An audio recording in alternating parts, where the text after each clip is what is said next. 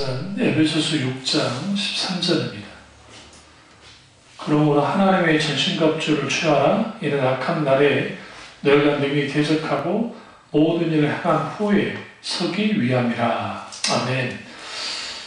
말씀 제목은 마지막 하나님의 전신갑주입니다. 마지막 하나님의 전신갑주입니다. 사도 바울이 하나님의 전신갑주를 취하라고 그가 이제 강구를 합니다. 에베소 교회에 편지를 보내면서 마무리를 영적 전쟁과 관련돼서 이제 그가 설명을 하고 있습니다. 쓰고 있습니다. 이 땅은 사탄과의 영적인 싸움터이기 때문에 하나님의 전신갑주를 취해야 됩니다. 아담이 범죄한 이후에 사탄이 끊임없이 인간을 공격합니다. 유혹합니다. 그래서 예수님이 이 땅에 오셔서 구원 사역을 감당하실 때도 사탄은 처음부터 끝까지 예수님을 방해했습니다. 그렇기 때문에 계시록 20장 1절과 3절에 그를 무저녁에 가둘 때까지 그는 계속적으로 그 하나님의 백성들, 특별히 그들을 공격하고 또 계속 이제 기승을 부리는 그런 일들을 사탄이 하는 것을 보게 되었습니다.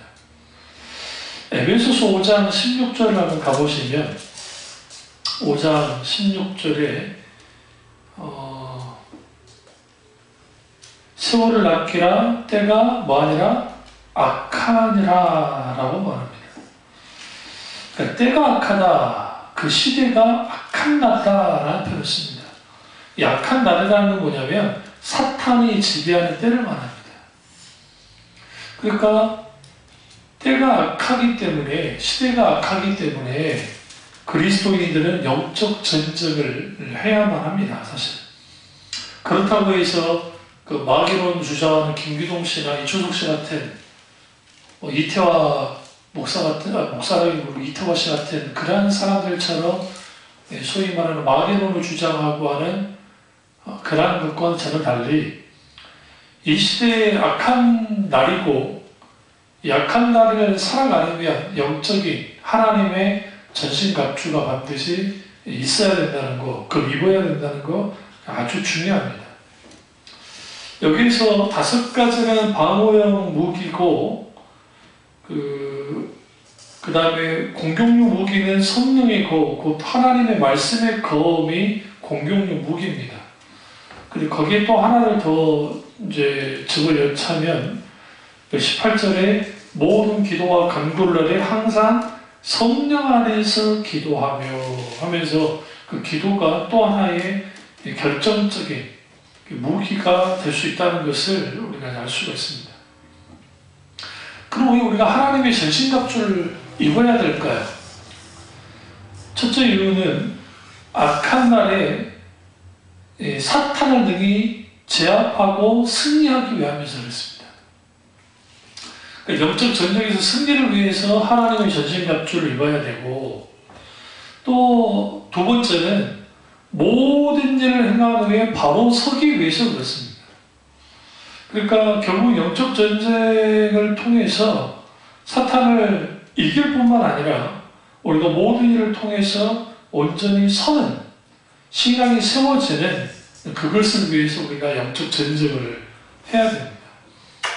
여기서 중요한 게 뭐냐면 영적 전쟁이 이제 두 가지로 나타나는데 외부적으로는 원수와 사탄과 싸우는 것이고 내부적으로는 자기 자신과 싸우게 됩니다.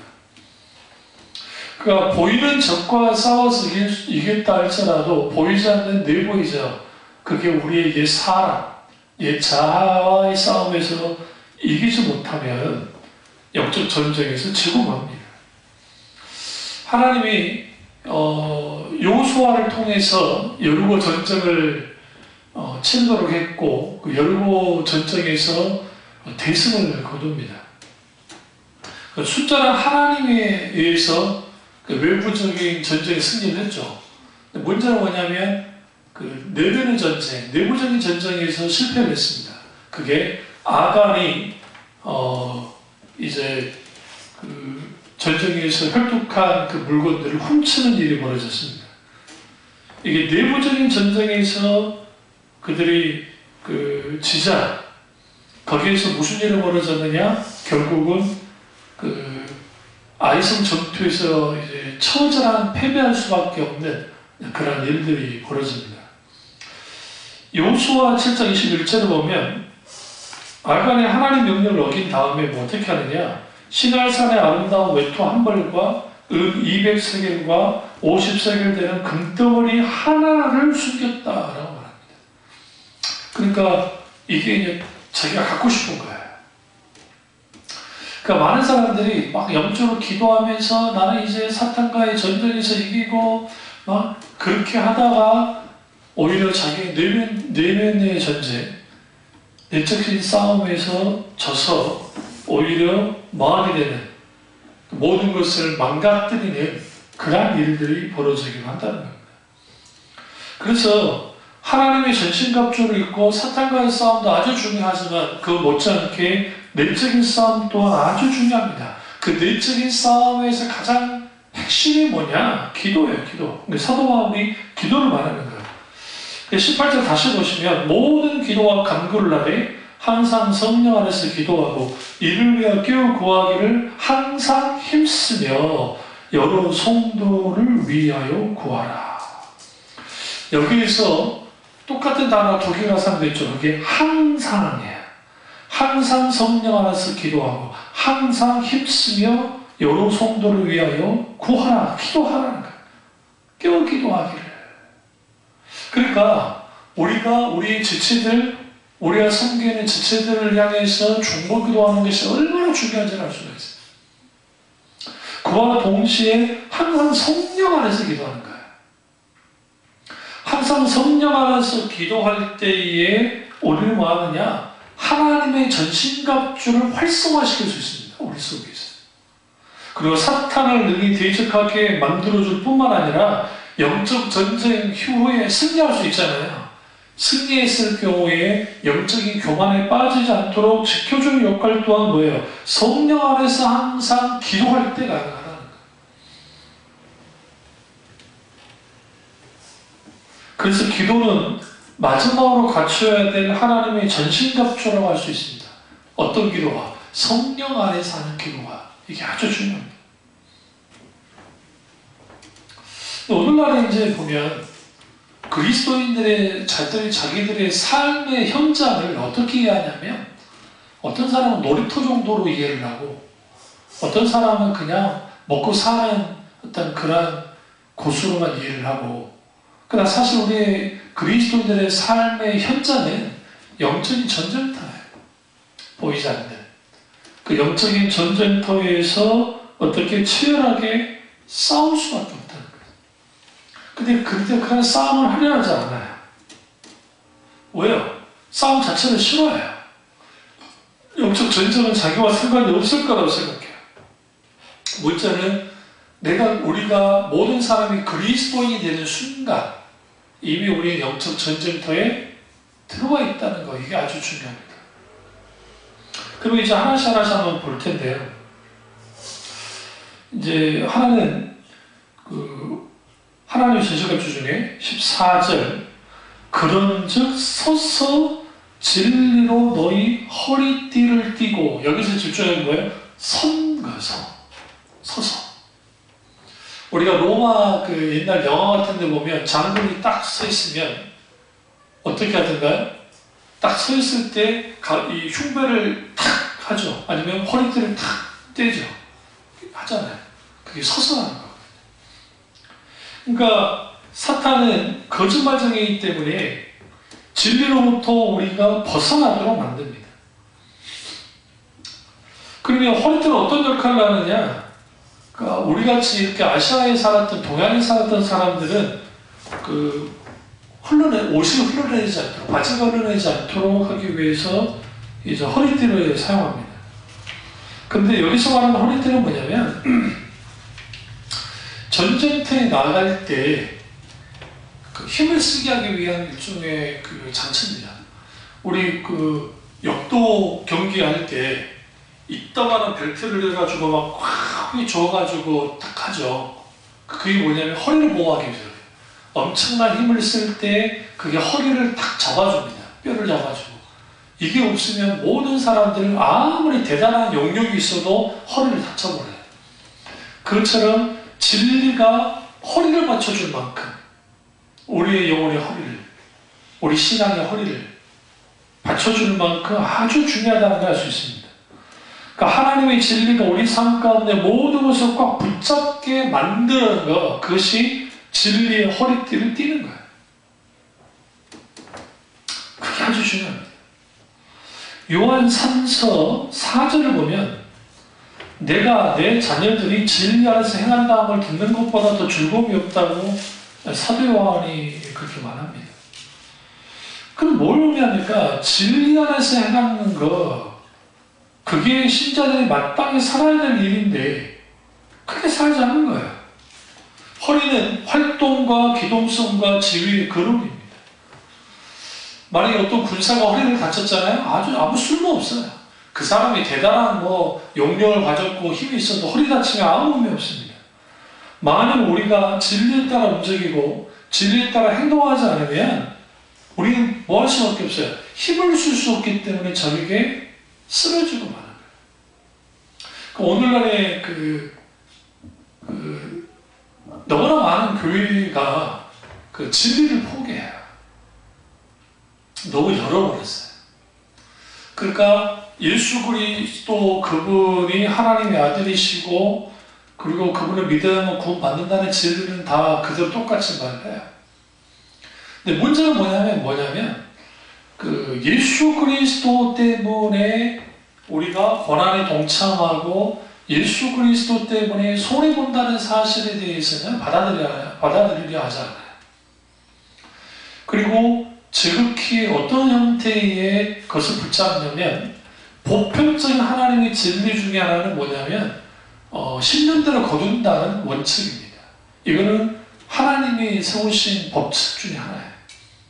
근데 신앙의 법칙이 10년대로 거둔다는 법칙으로만 흘러가면 무슨 일이 벌어지냐면 인간이 자기의 노력과 또 능력과 힘을 통해서 뭔가를 하면 뭔가를 이룰 수 있다는 것으로 나갈 수 있어요. 자체는.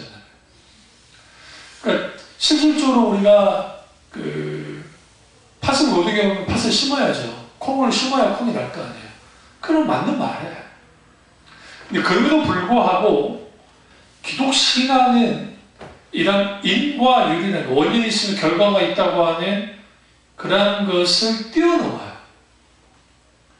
뭐냐? 하나님의 은혜가 우리 가운데 부어질 때 그 하나님의 강한 은혜가 우리를 어떻게 합니까? 이 인과를 뛰어넘어서 우리를 구원케 하는 거죠. 그러니까 내가 예수를 믿는 것은 내가 믿을 만한 사람이기 때문에 믿는 게 아니라 주님 믿도록 해주신 거예요. 이러한 것들이 분명하게 세워지지 않으면 신앙생활 할 때 그거죠. 내가 이렇게까지 기도했는데 하나님 내게 응답하지 않으십니까? 거기는 뭐가 깔려있냐면 내가 이렇게 정성 들여 시간 들여 열정적으로 하나님 앞에 기도를 했는데 그 기도 정도를 받으셨으면 그 기도를 들으셨으면 하나님은 그 기도에 응답해 주셔야만 한다는 거예요. 왜? 내가 기도를 심었기 때문에.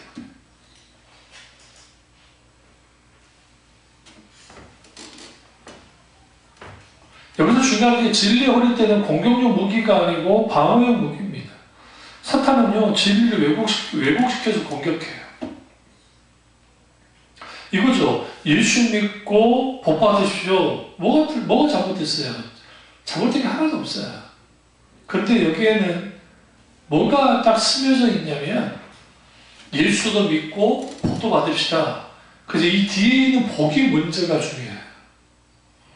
그러니까 하나님 그분이 우리의 복이시고 그분의 생명이 우리의 복이고 내가 구원받은 게 하나님의 복을 받은 건데 그게 아니고 물질적인 축복, 건강의 축복, 출세의 복, 뭐 어떤 복, 그 복도 받아 누리라는 거예요.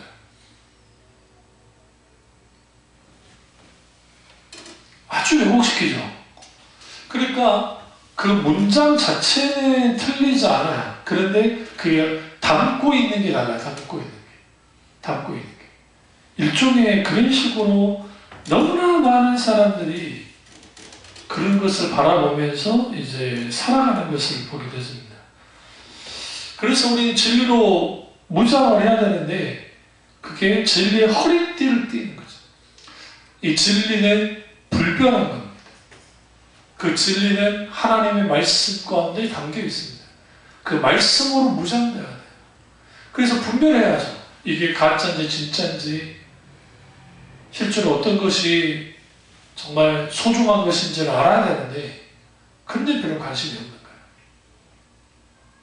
오늘 그 우편으로 뭐가 왔는데 거기 보니까 자기를 소개하는 명함으로 해가지고 어떤 부흥강사 목사님이 자기를 소개하는 그런 것을 쭉 읽어봤어요.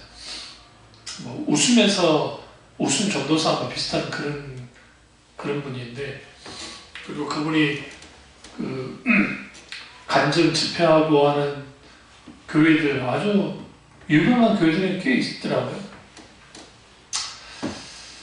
그걸 쭉 보면서 뭘 느꼈냐면 참 대단하긴 하다. 근데 사람들에게 아주 기쁨을 주고 즐거움을 주고, 그래서 그분이 이런 멘트를 써놨어요. 울고 울리고 막 그렇게 할 수 있는 사람입니다. 감정에 호소하는 거예요.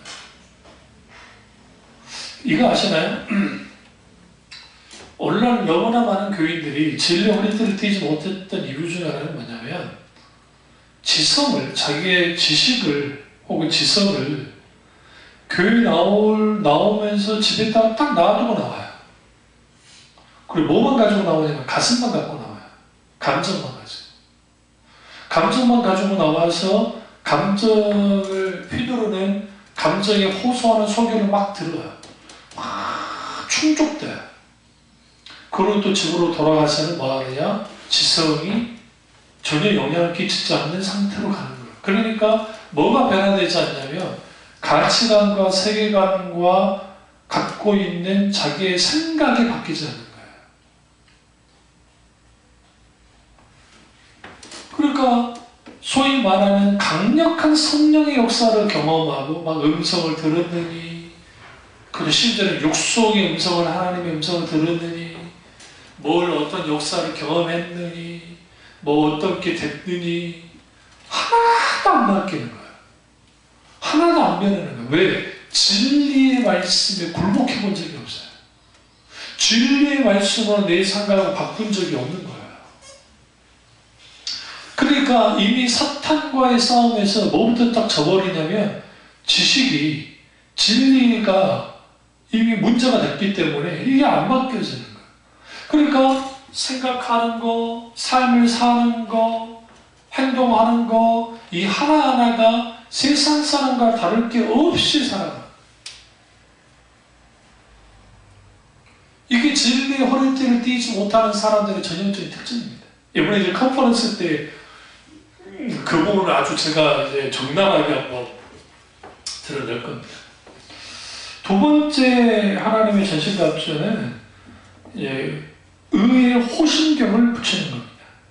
이제 호신경이라는 표현이 좀 어렵죠. 옛날에는 흉배라는 표현을 썼는데, 흉배는 목에서부터 허벅다리 위까지 상체를 덮는 거예요. 일종의 뭐로 생각하시면 되냐면 갑옷으로 생각하시면 돼요. 그 갑옷인데 내장기관을 보호하는 겁니다. 제가 이 하나님의 전신갑주 설교를 예전에 했기 때문에 다 다뤘어요. 이제 좀 더 구체적으로 다루려고 이 말씀 가는 건데, 여기서 이게 중요한 게 뭐냐면 사도 바울이 왜 의의 흉배라 했을까요? 다른 것도 아니고 의의 흉배예요. 아까쯤에 진리의 뭐다? 허리띠. 그러니까 진리의 말씀으로 허리띠를 떼어야 힘을 발휘할 수 있어요. 근데 의의 흉배예요. 고린도 후서 5장 21절을 한번 찾아보시죠. 에베소서 6장을 딱 잡으시고 고린도 후서 5장 21절 5장 21절을 보면, 하나님이 죄를 알지도 못하신 이를 우리를 대신하여 죄로 삼으신 것은 우리로 하여금 그 안에서 하나님의 의가 되게 하려 하심이라. 그러니까 우리 가운데 있는 의는 우리로부터 나오지 않는다는 거예요. 죄를 알지도 못하신 예수 그리스도가 십자가에서 죽으셨죠. 우리를 대신해서 뭐가 됐어요? 죄로 삼으셨어요. 죄진 적이 없는데도 죄 그 자체가 되게 하셨다는 거예요. 그런데 그 이유가 뭐였느냐? 우리로 하여금 그 안에서 죄 없이 죽으신 예수 그리스도 안에서 하나님의 뭐가 되게 하려고? 의가 되게 하기 위함이었다. 사탄이 우리를 공격할 때 가장 중요한 게 뭐냐면 참소입니다. 참소하는 거예요. 이거 잘못했어요. 고자질하는 거예요. 하나님 앞에. 하나님, 얘 이럴째 졌대요. 저럴째 졌대요. 이런 일을 벌였대요. 저런 일을 벌였대요. 참소하는 거예요. 그럼 어떻게 합니까? 우리가 죄 지은 것을 기억하도록 하고 우리를 공격해요. 누가? 사탄이. 그럼 우리는 여기서 하나 하는 게 우리는 그러니까 죄가 없으신 예수 그리스도가 죄된 바가 되어져서 십자가에서 의를 이루셨는데 그 이루신 의를 전가받은 우리예요. 그 의가 우리의 것으로 삼게 됐어요. 그 의가. 뭘 통해서? 예수 그리스도를 믿는 믿음을 통해서. 그게 우리의 의입니다. 그러니까 여기서 중요한 게 뭐냐면 예수 그리스도를 통해서 전가된 의와 우리에게 부여된 의가 이게 구별돼요. 네. 우리는 죄인입니다. 왜 죄인입니까? 아담과 하와가 선악과를 따먹고 난 다음에 그 죄가 전가된 거예요. 그 전가되어졌는데 그 전가된 그 죄가 우리를 어떻게 하느냐? 죄인 되게 만듭니다. 그런 상태에 있는데 예수 그리스도께서 십자가에서 죽으심을 통해서 어떻게 하느냐?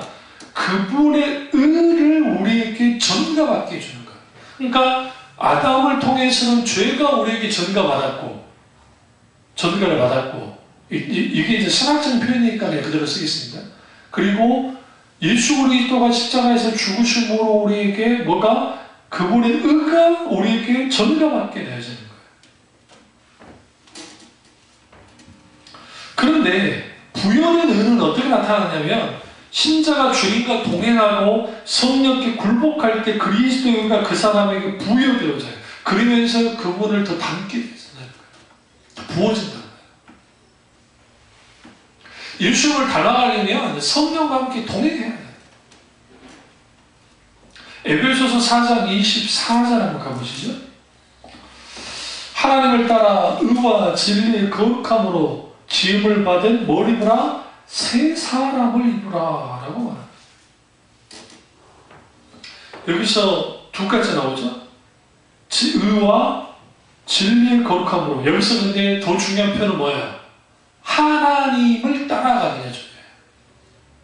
하나님처럼 그분을 따라서 의와 진리의 거룩함으로 지음을 받은 새 사람이 되었다. 새 사람이 된다는 것은 결국은 이제 옛 사람을 벗어버리고 새로운 사람이 되는 거예요. 그럼 뭐까지 바뀌어져야 돼요? 생각, 가치관, 세계관도 바뀌어지고 이 모든 것이 바뀌어져야 되는데 그게 안 바뀌어진다는 거예요. 그러니까 기도는 교회에서 막 열심히 많이 하는데 안 바뀌어져요. 그러니까 소위 말하는 관습적인 신앙생활 하는 사람이 있어요. 관습. 그러니까 그 교회가 이때까지 자기들이 가지고 있던 신앙의 관습을 가지고 관습 가지고 계속 신앙생활 하는 거예요. 이 관습적인 신앙생활을 하다 보면 무슨 일이 벌어지냐면 생명이 없어요. 안 바뀌어요. 변화되지 않아요. 그 교회 가면 수만 명 아니라 수십만 명 아니라 수억만 명이 모여요. 그럼 어떻게 의롭게 여겨집니까? justification이라고 하는 칭의를 통해서. 칭의는 뭐냐면 의롭다 여김을 받는 거예요. 누굴 통해서? 예수 그리스도 그분의 십자가의 은혜를 공로를 통해서. 이게 하나님의 은혜로 있는 행위입니다. 그러니까 우리에게 그것이 우리에게 부어지는 거예요. 그러니까 예수 그리스도의 의가 우리에게 전가되어지고 그 전가된 의가 우리에게 부여되려면 예수 그리스도와 동행하고 성령께 굴복하고 예수 그리스도의 십자가의 그 공로가 나의 공로가 되어질 때 그 그리스도의 의가 우리에게 부여져요. 실제적이 된다는 거죠. 그럼 뭐가 바뀔까요? 생각이 바뀌고 생활이 바뀌어요. 삶이 바뀌어요. 안 바뀌어도 도통 안 바뀌죠. 안 바뀌고 안 바뀌고 안 바뀌죠. 왜 안 바뀌어지느냐? 그들이 결국은 예수 그리스도의 의가, 의의 흉배가, 의의 갑옷을 입지 못하기 때문에. 그러니까 신앙생활을 이렇게 좀 잘할 때, 자기가 생각할 때 신앙생활 잘할 때, 내가 잘할 때는 하나님 은혜가 막 부어질 것 같고, 괜찮을 것 같고, 하나님 은혜가 부어지니까 내가 신앙생활 잘하지 못한 것 같으면 하나님의 저주가 막 내게 있는 것 같아. 그런 불안함 속에 신앙생활 하는 사람들이 과거에는 많았어요. 근데 오늘날은 별로 없어요. 자기가 신앙생활 이 정도 하는 거 없고, 내가 잘하지 못해 크게 생각지 않는 거예요. 흉배는 뭘 든다 했죠? 가슴을 뒀습니다. 가슴은 뭘 보호하나요? 내면의 장기들을 보호하죠. 특별히 뭐냐? 카르디아, 마음을 지킵니다. 그러니까 우리의 감정을 그리스도의 의로 인하여 보호를 받아야 돼요. 그러니까 우리의 감정을 원수가 건드리는 거예요. 공격하는 거예요. 사탄이 고소합니다. 아니면 주위에 있는 사람들 말을 통해서 공격합니다. 막 여러 가지를 공격하는 거예요. 그때 불안해할 필요가 없습니다. 사탄은 때로는 중상 모략을 비방을 하죠. 어떤 사람을 이용하려고 해요. 심지어는 가장 가까운 믿는 사람을 이용하기도 해요. 그걸 통해서 뭐 하느냐? 우리를 어떻게 해요?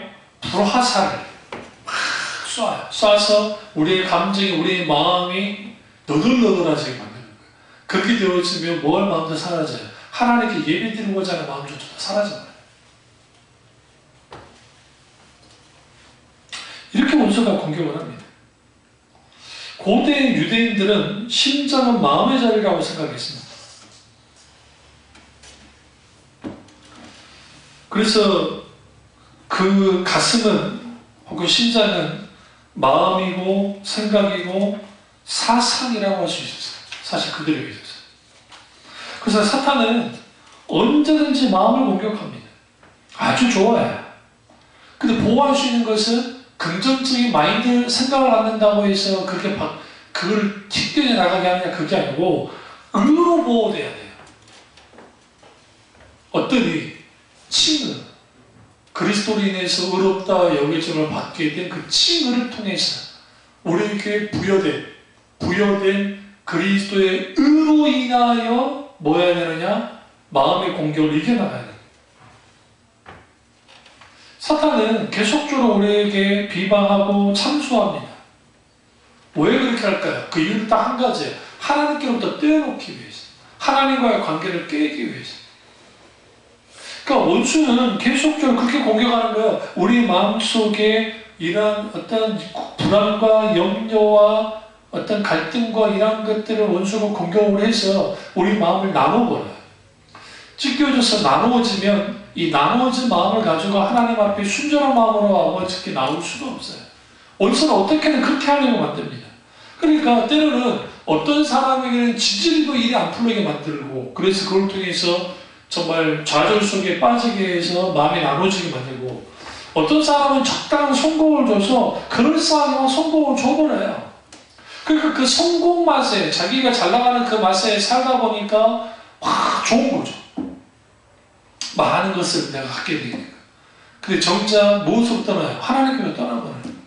그러니까 만약에 어떤 신자가 어떤 일을 하는데 자기가 하는 일이 잘 돼요. 그거 하나님 은혜죠. 근데 잘 되면서도 어쨌든 교만하지 않고 하나님 그분을 떠나지 않고 그분과의 마음으로부터 하나님을 떠나지 않고 하나님과의 친밀한 교제감 더 나가려고 애쓴다면 그분 참 귀한 분이에요. 그런데 하나님은 뭔가 잘 되어지고 뭔가 되어지니까 주님께로부터 떨어져 나가면 뭐가 문제가 될까요? 심각한 문제, 심각한. 사탄이 공격할 수 있는 틈을 여는 겁니다. 사탄은 여러분 아셔야 되는 게 사탄은 자신의 불법적으로 우리를 공격할 수가 없어요. 그러니까 뭐 우리 생명을 자기 마음대로 거둬갈 수가 없다고요. 사탄은 그런 존재가 아니에요. 왜? 사탄은 피조물이기 때문에. 그러니까 하나님의 허락이 필요해요. 하나님만이 주권자이시고 하나님만이 왕이시기 때문에 그 욕기에서 잘할 수 있습니다. 그러니까 사탄은 어떻게 그러면 그 합법적으로 우리를 공격하느냐? 그것은 지나가는 생각을 화살같이 탁 쏴요. 위로 탁 지나가요. 여러 생각들을 들게 만들어요. 근데 우리가 그 생각 중에 하나를 탁 잡자면 그걸 탁 잡으면 원수가 주는 생각도 있다는 거죠. 탁 잡으면 그때 그걸 틈을 이용해서 공격하는 거예요. 그래서 거기에 불안함, 거기에 염려, 거기에 뭐 갈등, 근심, 걱정, 두려움 막 그런 것들을 집어넣는 거예요.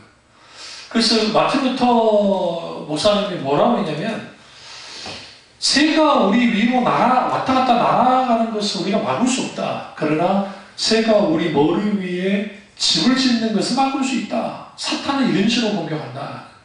우리에게 잡다한 생각들을 줘서 막 우리를 뒤흔듭니다. 때로는 어떤 사람의 말로 들려오기도 하고 어떤 뭘로 막 들어옵니다. 그럴 때 거기에 뭐가 필요하냐면 여기에 뭐 하지 않도록 집을 짓지 않도록 만드는 거. 그것이 마음을 지키는 거예요.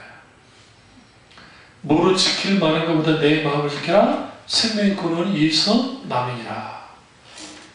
이 잠언서 4장에서 말하는 23절에서 말하는 이 말씀이 그냥 나온 게 아니에요. 왜 그러냐면 우리가 마음을 지킬 때 성을 지키듯이 우리는 그러니까 죽기를 각오하고 성을 지키듯이 마음을 지켜야 돼요.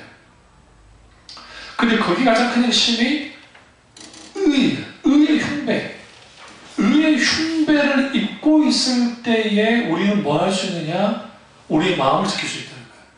그러니까 물론 이건 있습니다. 그 심리학이나 상담학에서 어떤 불안한 마음이 있을 때 긍정적으로 생각하고 그 다음에 뭔가 모든 긍정적인 방향으로 다 뭐 돌리면 그런 것부터 좀 벗어날 수 있다.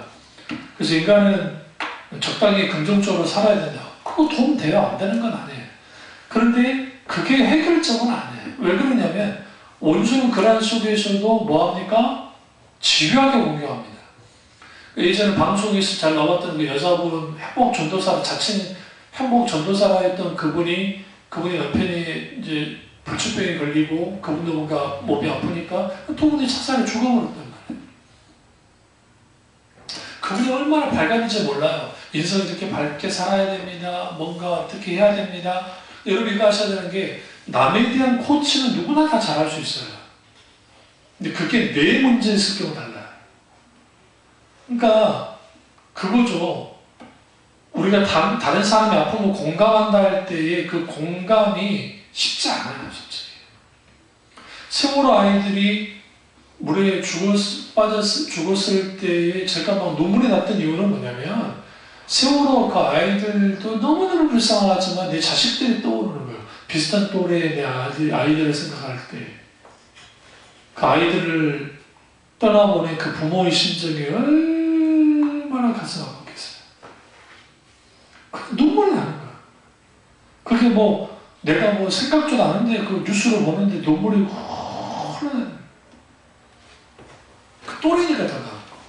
예전에 또 한번 무슨 애들 그 유치원인가 그 애들 어디 집단으로 어디 뭐 그 연수원인가 어딘가 갔다가 불나가지고 죽을 때 그때도 우리 애들이 비슷한 또래일 때 그때도 눈물이 그렇게 나는 거야.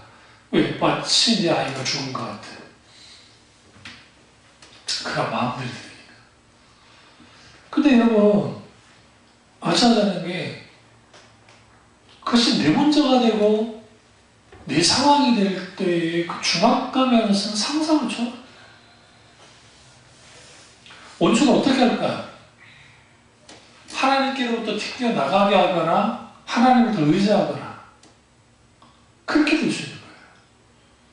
그래서 우리에게 필요한 것은 그리스도의 흉배. 내 속에 그리스도의 의가 넘쳐나야 돼. 나에게는 선한 게 없구나. 나는 죄인이구나. 나는 연약하구나. 나는 부족하구나. 그렇기 때문에 뭐가 필요하다? 예수 그리스도 그분의 의가 필요하고 사탄이 내게 참소하고 내 죄의 증거에 대해서 나를 이렇게 하고 저렇게 하고 넘어뜨린다 할지라도 거기서 넘어지지 않으려면 그 하나님이 주신 의의 선물이 그 의롭게 되어졌다는 그런 것이 내게 실제적인 것이다. 로마서 3장 24절 한번 가보시죠. 로마서 3장 24절. 로마서 3장 24절입니다. 3장 24절을 보시면 모든 사람의 죄를 범하였음에 하나님의 영광이 이르지 못하더니 그리스도 예수 안에 있는 성령으로 말미암아 하나님의 은혜로 값없이 의롭다 하심을 얻은 자가 되었느니라. 이게 친의예요. 그러니까 예수 안에 있는 속량으로 말미암아, 이 속량이라는 표현이 아주 구체적인 표현인 겁니다. 여기서 속량은 뭐냐면 오늘날에는 노예가 없잖아요.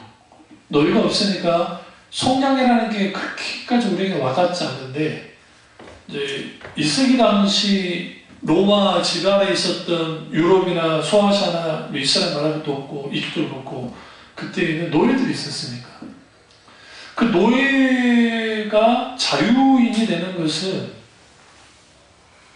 이거예요. 그러니까 전쟁에 나가서 공을 세운든지 아니면 어떤 좋은 주인을 만나가지고 그 주인이 해방을 시켜주든지 아니면 누군가가 돈을 내서 구해주는데 여기서 속량은 값을 지불해 주는 거예요.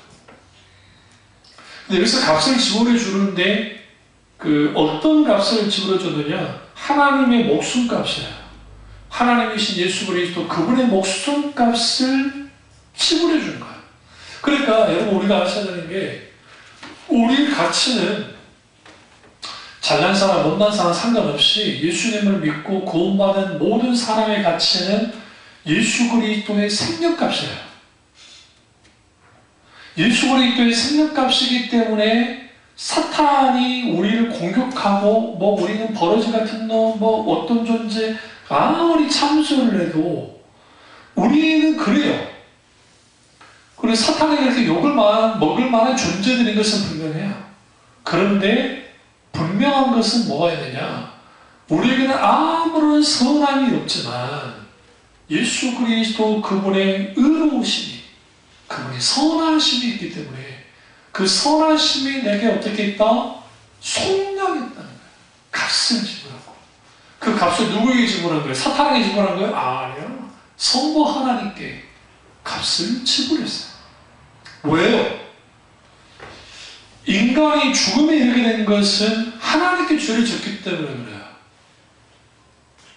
결국은 사탄 또한 하나님의 형벌의 대상이었어요. 뱀에게 저주를 내리긴 하셨지만 사탄도 하나님의 형벌의 대상이었어요.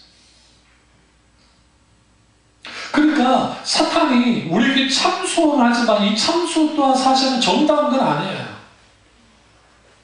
가짜하고 잘못된 거예요. 왜? 그 존재 자체가 하나님 앞에 반역할 수 있는 존재니까. 그러니까 거짓말쟁이고 사악한 존재이기 때문에 공격하는 거예요. 우리에게. 그 공격이 당하고 우리도 어쩔 수 없이 이런 고난을, 고통을 당하는 거예요. 똑같이. 그때 나의 의를 들여다보면, 내 잘난 걸 들여다보면 살아날 될 게 없어요. 자기 못난 걸 들여다봐도 해결할 길이 없어요. 이 세상에서 사람들이 뭘 제일 두려워하냐면 실패자가 되는 거예요. 자기는 실패자다. 근데 진짜 실패자는 어떤 사람인 줄 아세요? 네? 하나님 앞에서 실패자예요. 근데 하나님은 우리가 하나님, 나는 실패자로 하나님 앞에 나왔습니다 라고 하시면 하나님은 언제든지 받아주세요. 이게 아주 보십시오. 이게 복음이 진리예요. 탕자 실패자잖아요. 탕자가 자기가 실패자로서 벗어나고 싶어서 아버지께로 왔나요? 아니요. 그는 이미 실패자로 끝났고 이제는 목숨이라도 부주해야 되겠다고 생각하고 아버지께 나온 거예요. 근데 그 아버지의 반응은 어떻게 나오는가요? 너 실패자로 끝나는 거 아니야. 내가 있잖아. 그러니까 우리가 실패자 되는 거 두려워할 필요가 없는 게 내가 실패자예요. 세상이 말하는 실패자란 말이죠. 그런데 여전히 하나님이 내 옆에 계신다고 한다면 그분이 나를 안아주시고 나를 품어주시고 나와 함께 해주실 때에 더 이상 나는 뭐가 아니에요? 실패자가 아닌 거예요. 세상에서는 실패자라고 낙인을 찍어요.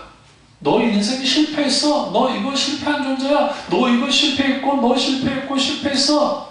그런데 하나님 우리에게 말합니다. 네가 그 실패의 자리에서 십자가 앞에로 나아가면 된다는 거죠.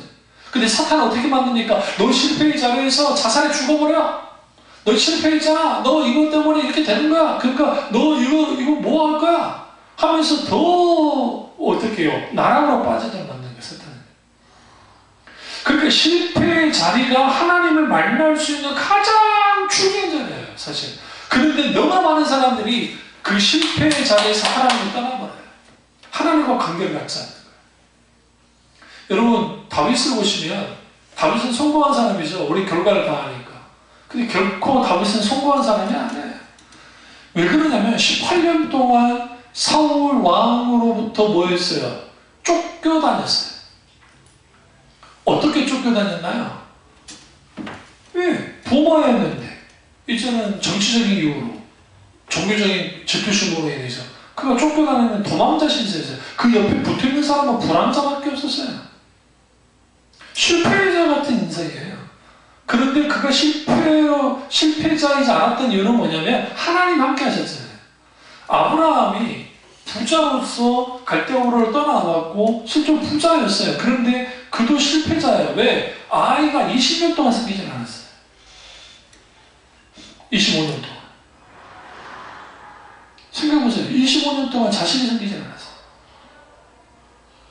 75세에 하나님 부름받고 나왔는데 그럼 25년의 인생 100세 하나님의 아들을 줬으니까 그렇다 치고 24년의 그 인생은 누가 봐도 실패자예요. 그러니까 실패자로서 인생을 살지 않고 싶으니까 그의 나이 84세 때 모은 거예요. 이스마엘이 취한 거예요. 아브라함이 대를 이을 수 있는 존재가 없어요. 아무리 부자라도 실패자인 거예요. 근데 하나님 함께 하셨잖아요. 우리는 결과를 다 보니까 그냥 결과를 다 보고 성경을 읽으니까 그런가 보다 하는데 우리에게 딱 적용하면 똑같아요. 우리 참중학교의 모습이 이 정도고 누가 봐도 세 사람한테 실패한 건 분명해요. 또 우리 인생도 마찬가지로 실패한 것 같아요. 그런데 하나님은 우리 인생의 전체를 보고 계신 분이고 부분을 보지 않고 다 보고 계세요. 그리고 교회적으로도 참빛중앙교회라는 교회적으로도 그렇고 내 개인 인생도 그렇고 이 부분은 하나님 다 보고 계시고 그렇게 인도하죠. 그러면 우리에게 필요한 게 뭐냐면 하나님이 함께 하시는 거예요.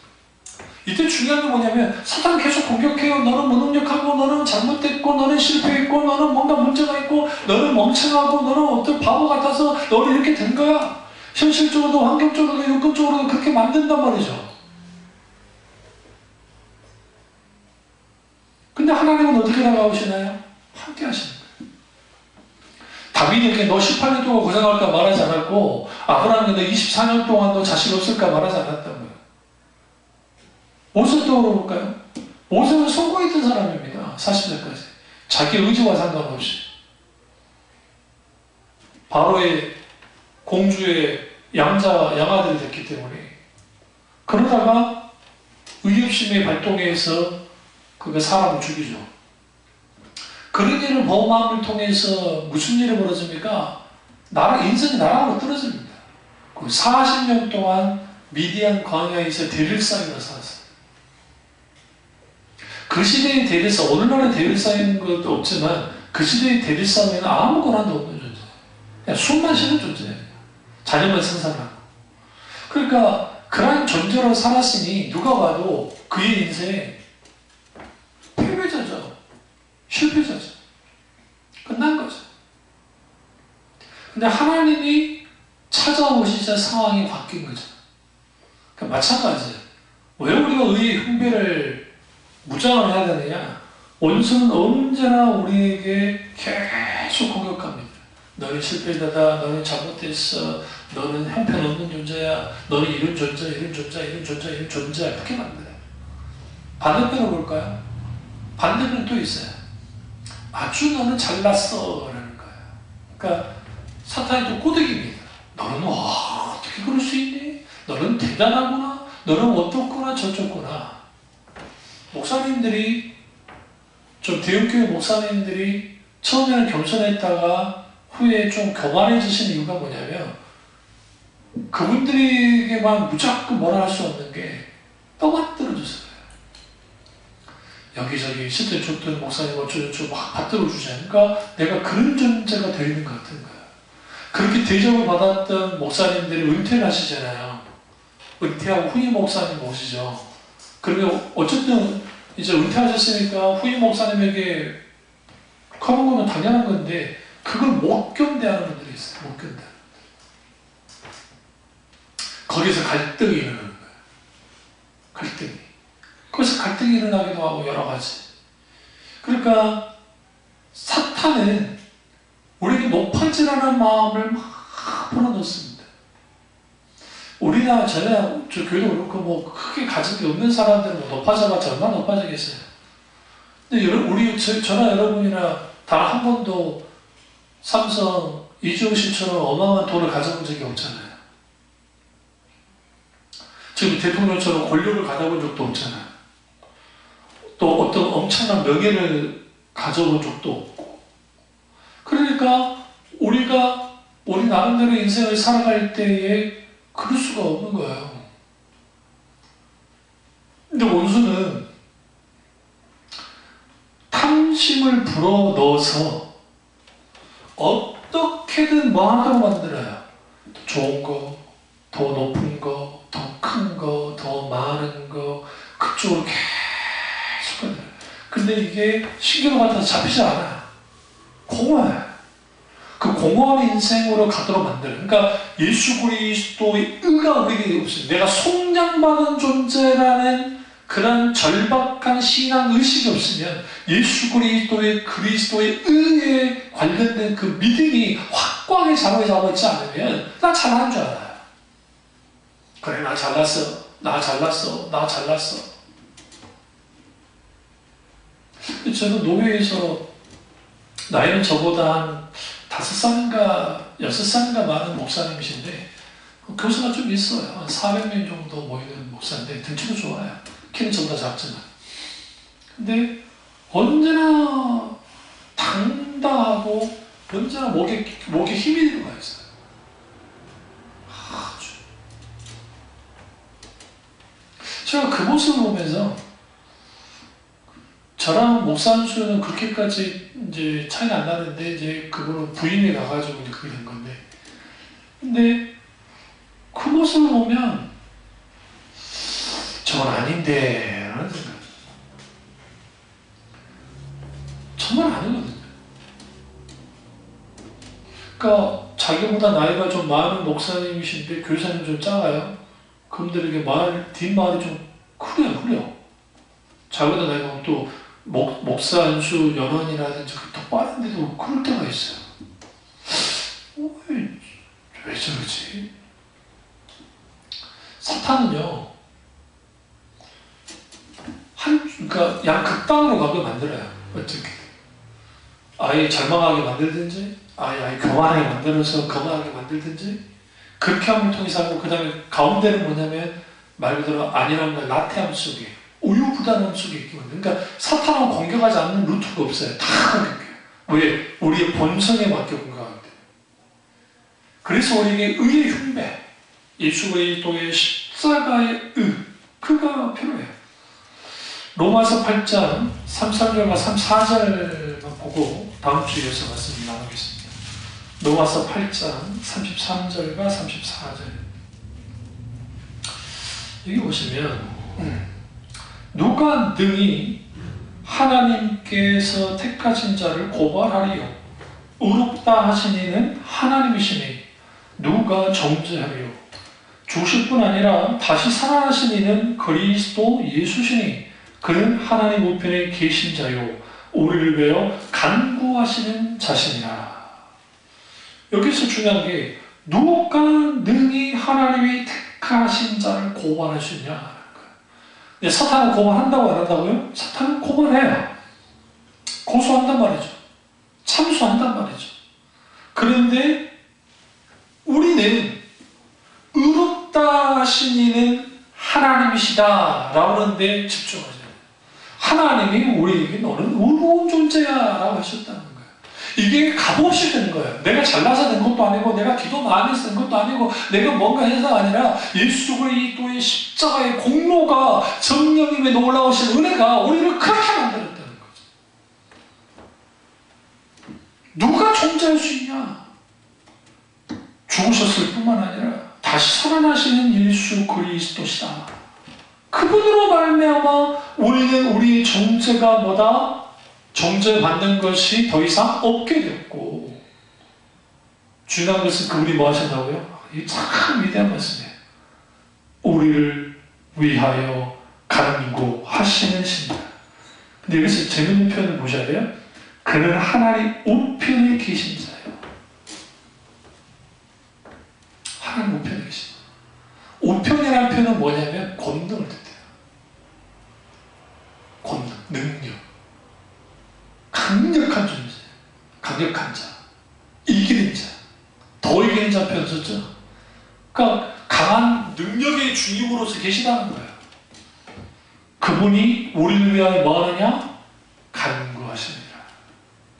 주님은 우리를 위한 기도가 있습니다. 그럴 때 우리는 뭐냐? 나의 의가 아니라, 그러니까 우리 가슴에 담아야 되는 나의 의가 아니라 그리스도예요. 예수 그리스도의 의. 단순히 교리적 의가 아니라 실제로 그분의 의가 나의 의가 되었을 때 내가 의로운 삶을 살면서 스스로 자랑할 게 있다고 하는 하나밖에 없어요. 모든 것은 예수님 때문입니다. 모든 것은 예수님 때문입니다. 그 놀라운 하나님 의가 저와 여러분이 있기를 주님의 이름으로 축원합니다. 기도하겠습니다. 기도하실 때